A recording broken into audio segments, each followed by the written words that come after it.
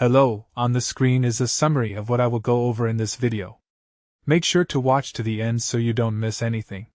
So you want to clean up your X watch history and start fresh? I've got you covered with the complete process. Step 1. First, open the X app on your phone or visit x.com on your browser. Look for your profile icon in the top left corner and tap it to access your account menu. This is where all your settings and privacy controls live. Step 2. Once you're in the menu, scroll down and find the Settings and Privacy option. Click on it to open the full settings panel where you can manage everything from notifications to data privacy. This is your control center for the entire platform.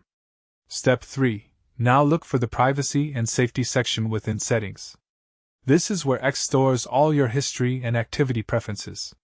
You'll see several options here related to what data X is tracking. Step 4. Find the option that says Clear Your Watch History or View Your Watch History. Select this option and you'll see everything X has been recording about what you've watched and engaged with. Review what's there before you proceed.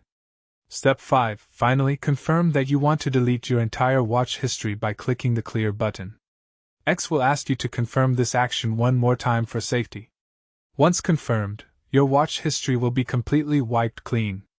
Your account will start tracking fresh from that moment forward.